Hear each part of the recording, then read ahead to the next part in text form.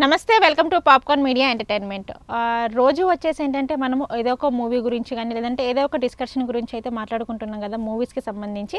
But ఈరోజు అలా కాకుండా ఏంటంటే ఈరోజు మనకి కొన్ని ఇంట్రెస్టింగ్ విషయాలు చెప్పడానికి ఉన్నారు senior journalist Hem Sundar sir. మరి సార్తో మాట్లాడి ఈరోజు మనకు సార్ చెప్పబోయే ఇంట్రెస్టింగ్ విషయాలు ఏంటి అనేవి అడిగి ఒకసారి తెలుసుకుందాం. సార్ నమస్తే సార్. నమస్తే అమ్మా. సార్ మనం రోజు ఏదో ఒకటి డిస్కషన్ చేస్తూనే ఉంటాం, ఆ మూవీస్ గురించి కానీ ఈ మూవీస్ గురించి కానీ లేదంటే ఇండస్ట్రీలోని ఏదో ఒక విషయం గురించి మనం మాట్లాడుకుంటూనే ఉన్నాం. బట్ ఈరోజు అలా కాకుండా కొంచెం డిఫరెంట్గా నేను మిమ్మల్ని అడగాలి అనుకుంటున్నాను. అది కూడా ఇండస్ట్రీకి సంబంధించిందే, బట్ సంథింగ్ డిఫరెంట్. ఒక్కొక్కసారి మూవీస్ అన్నీ ఒకేసారి రిలీజ్ అవుతాయి, ఒక్కొక్కసారి టైం తీసుకుంటూ ఉంటుంది అనమాట. అప్పుడు కన్ఫ్యూజన్ వచ్చేస్తుంది, ఆ సినిమాకి వెళ్ళాలా ఈ సినిమాకి వెళ్ళాలా, అసలు ఏ సినిమాకి వెళ్ళాలి అని చెప్పేసి. యాజ్ ఏ జర్నలిస్ట్గా ఇలా వచ్చిన సిచ్యువేషన్లోని మీరు ఎలా ఫేస్ చేస్తారు? అంటే నేను ఒక జర్నలిస్ట్గా ఉన్నాను, ఫిల్మ్ క్రిటిక్గా ఉన్నాను కాబట్టి నా ఛాయిస్ ఎట్లా ఉంటుందంటే ఫస్ట్ రివ్యూ చెప్పాలి కాబట్టి జనాలు ఎక్కువ క్రేజ్ ఉన్న సినిమా ఏదని చూసుకుంటాను. ఆ సినిమాలకు సంబంధించి అవి చూసేస్తాను. ఆ రివ్యూలు అయిపోయిన తర్వాత నేను సెలెక్ట్ చేసుకుంటా, నేను చూడాలనుకున్న సినిమా సెలెక్ట్ చేసుకుంటా. ఓకే, అందులో రివ్యూ ఉన్నా కానీ మీరు సెలెక్ట్ చేసుకుంటారు? అది రివ్యూలు అయిపోయినాయి, రివ్యూలు చూసి చెప్పేస్తా. ఫ్రైడేనో గురువారమో సినిమాలు వచ్చినాయి అనుకో చెప్పేస్తా, వాడి కోసం చూసి చెప్పేస్తా. అవి ఇక చూడాల్సిన అవసరం లేదు. తర్వాత ఇక నేను సెలెక్ట్ చేసుకుంటా. ఇంకా కొన్ని సినిమాలు వస్తే లేకపోతే నెట్ఫ్లిక్స్లోనో లేకపోతే ఓటీటీలో కానీ లేకపోతే యూట్యూబ్లో కానీ నేను ఎంపిక చేసుకుంటా. నేను ఎంపిక చేసిన సినిమాలు ఏంటంటే కాస్త రేటింగ్లు అవి చూసుకుని రాటన్ టమాటో కానీ లేకపోతే బాగా మనకు సోషల్ మీడియాలో సెర్చ్ చేసుకుని చూస్తా. లేకపోతే కొద్ది ముగ్గురికి ఫోన్ చేస్తాను, ఆ మలయాళ సినిమా ఎలా ఉందని మా ఫ్రెండ్ ఆర్కేతో ఫోన్ చేసి ఈ మలయాళ సినిమా ఎలా ఉంది ఇది వాకప్ చేసి కనుక్కుంటా.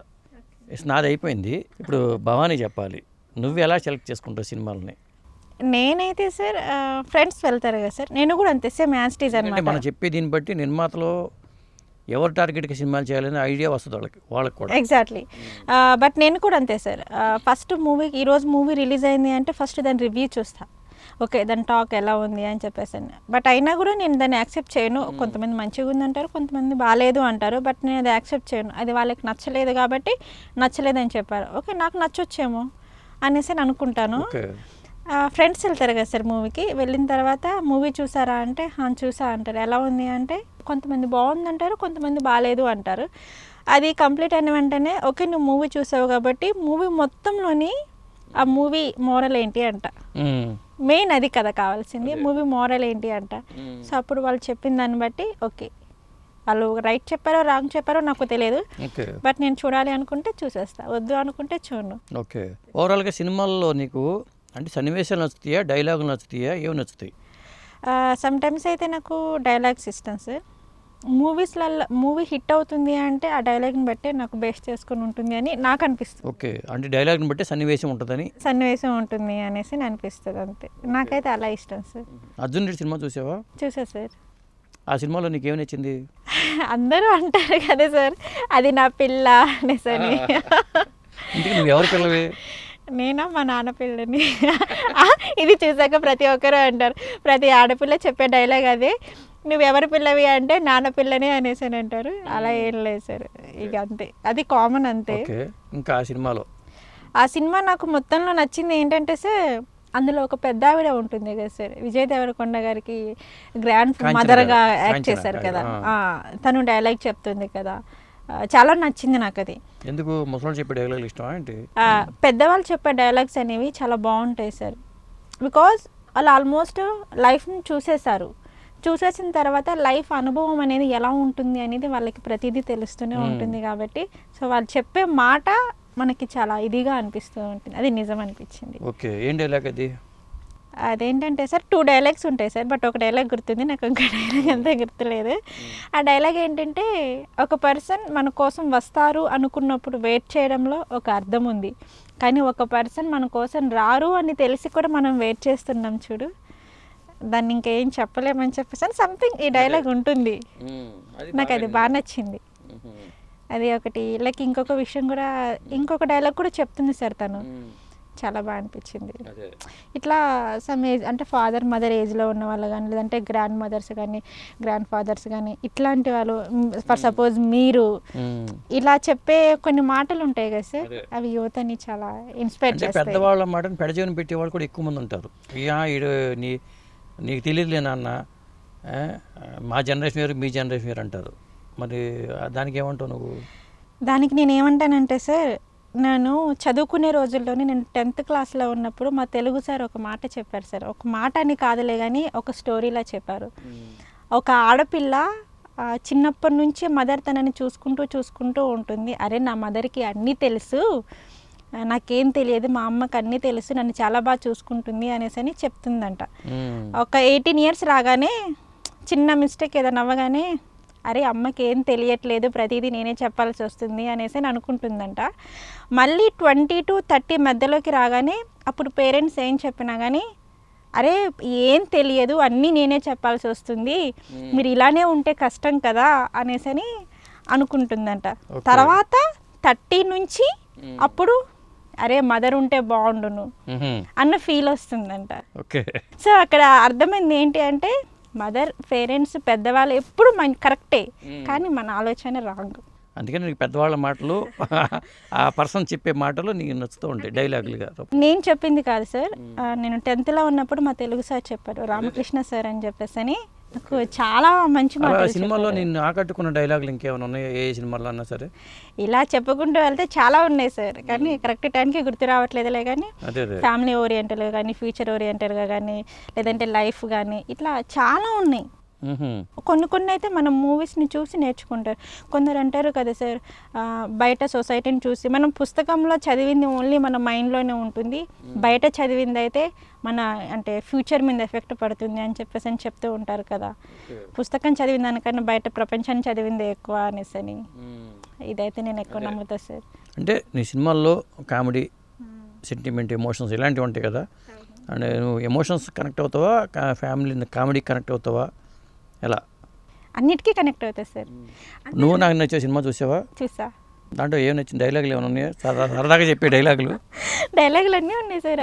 చెప్పు. నువ్వు నాకు నచ్చావు సినిమాలో కూడా వెంకటేష్ గారి కామెడీ టైమింగ్, అక్కడ ఎక్కడ కామెడీ చేయాలో అక్కడ కామెడీ టైమింగ్ ఉంటుంది, ఎక్కడ ఎమోషనల్గా ఉండాలో అక్కడ ఎమోషనల్గా ఉంటుంది. ఉదాహరణ చెప్పు. ఫర్ సపోజ్ ఏంటంటే సార్, లిఫ్ట్ దగ్గర నుంచి వస్తూ ఉంటారు కదా, లైక్ వెంకటేష్ గారు వస్తారు, ప్రకాష్ రాజు గారు, మధ్యలో ఆర్తి అగర్వాల్ గారు ఉంటారు. ప్రకాష్ రాజు గారు అడుగుతారు వెంకటేష్ గారిని, అయిపోయింది ఆఫీస్ అంటే, అయిపోయింది సార్ అనేసి అంటే, ఎలా ఉంది అంటే, ఒక అమ్మాయి బాగుంది అనేసి అంటారు. సో ఇలాంటి కామెడీ టైమింగ్స్ అనేవి చాలా ఉంటాయి సార్, నాకు అవైతే చాలా నచ్చినది. అందులోని ఇంకా క్లైమాక్స్ చెప్పాల్సిన అవసరం లేదు, నా వల్ల డాడీ వాళ్ళ ఫ్రెండ్షిప్ అనేది ఇది అవ్వకూడదు అనేసి అని ఆలోచిస్తారు కదా సార్. అవును, ఇట్లాంటి మనం చెప్పుకుంటూ వెళ్తే ఎన్నో మూవీస్ చాలా చాలా ఉన్నాయి సార్. నాకైతే ఇట్లా నచ్చేస్తాయి సార్ మూవీస్. కొన్ని మూవీస్ అయితే చూసి నేర్చుకున్నాం, కొన్ని పుస్తకాలు చదివి నేర్చుకుంటారు, కొన్ని మూవీస్ చూసి నేర్చుకుంటారు, కొన్ని ఫ్రెండ్స్ని ఫ్యామిలీని ఇలా చూసి డైరెక్టర్ తీసే సినిమాలు కూడా, వచ్చే సినిమాలు కూడా ఈ ప్యాటర్న్ ఉంటే నాకు ఆకట్టుకుంటే నన్ను, అంటే నువ్వు యూత్ కాబట్టి యూత్ టార్గెట్కి సినిమాలు చేస్తే ఈ మధ్యన కనెక్ట్ అవుతుందని తెలిసిపోతుంది. అవును, కాబట్టి వాళ్ళ ఎలాంటి అంశాలు ఉంటే బాగుంటుంది అనిపిస్తూ ఉంటుంది సినిమాల్లో.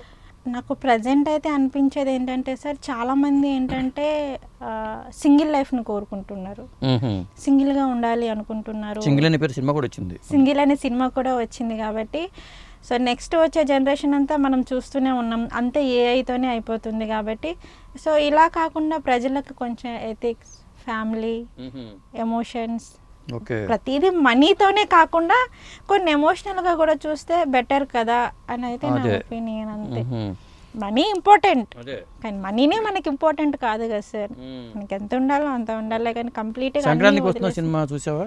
చూసా సార్. దాంట్లో నేను బాగా కనెక్ట్ చేసిన అంశం ఏంటి?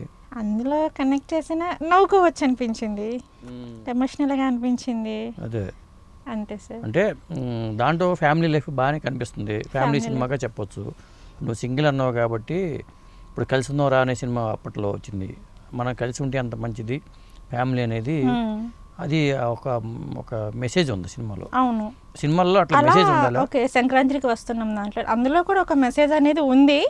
అందులో ఎండింగ్లో అంటారు కదా సార్ వెంకటేష్ గారు, నేను నీ దగ్గర నిజాన్ని దాచలేదు, చెప్పాను, నేను నాకు పాస్ట్లో ఒక గర్ల్ ఫ్రెండ్ ఉంది అనే నిజాన్ని కూడా నేను నీకు చెప్పాను, కానీ బట్ ఇప్పుడు స్టిల్ నీతోనే కదా ఉంటున్నాను, బట్ 10 సార్లు గుచ్చి అడిగితే నాకు కూడా బాగోదు కదా అనేసి ఉంది కదా. ఇట్స్ ఓకే, అది కూడా నిజమే అనిపించింది. అది అబ్బాయి కానీ అమ్మాయి కానీ 10 సార్లు ఒకే పదాన్ని గుచ్చి అడగడం కూడా కరెక్ట్ కాదు కదా అన్న వేలో చూపించారు అంతే. ఓకే, బాగుంది. ఫైట్ సినిమాలో అవి లైక్ చేయవా పెద్దగా?